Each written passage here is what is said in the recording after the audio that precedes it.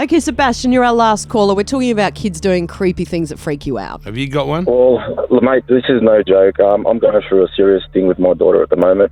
She's going through her Holy Communion at the moment. Yeah. And she's been very defiant. She's not herself. She used to love going to church. Now she hates going to church. Yesterday in church, she growled at my wife in a deep growl that wasn't normal. And she looked at my wife and said to her, "It's not who you think it is." And over the past few days, we've been finding out that she's been talking to somebody in her bedroom. And yesterday I had a good chat to her, and she kept looking around behind over my shoulder. And I said, "Darling, who are you looking at?" I said, who's there? And then she described a man that keeps following her and tells her to do things. Now, she's been told to do things she doesn't want to do, to be defiant towards her parents and things like that. So, what kind of things? People don't believe this stuff, but... Oh, no. No, I believe it too. I've heard too many stories. We believe that it's a type of possession. Demon. That she's going through, yeah. So we've got some people coming to help us out because it's getting really serious where yesterday in the shopping centre she tried to pull her hair out. She goes, "Don't touch me, I'm going to smack you." She's just not being herself, and it's not her voice. She changes, her demeanour changes. Oh, wow. That's serious. What kind of things does he get her to do that she doesn't want to do? He told her to bite one of the kids the other day at school, and she doesn't remember doing it. When she does these things, she doesn't remember doing it. It's like it's not her at that time and moment. Oh, how worrying for you. Yep, totally possessed.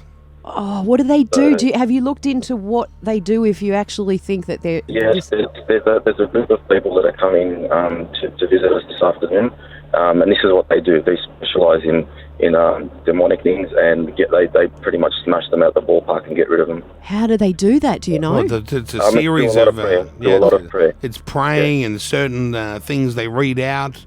Yep. There's Are you absolutely terrified of like how she's going to respond to when this happens?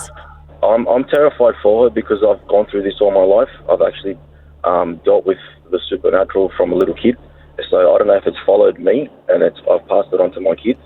Because my other daughter, she's an indigo child also, and she sees and speaks to them as well. So when she grabbed my daughter yesterday, she goes, "Dad, I don't like what I'm sensing." And she goes, her arm is freezing cold. And her bedroom is the only room in the house. Even when the heater's on, there's a cold draft through it.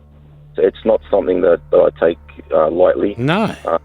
And it's my child that's in danger at the moment, and there's nothing I can do. But well, good luck with that thing, the Salvo. You know, the Vatican's got a department that deals with these sort of things. It's very real in a lot of religions. They actually have groups of people in nearly every religion that try and eradicate these things. It's like a cancer. You know, if you catch it early, you can get rid of it. And how long's it been going on for? 2 weeks at the moment. Right. Wow. And it's only just started just before her communion classes. Just before she was going to do the communion. Are you going? Yep. Yeah. Are you going to film it? No.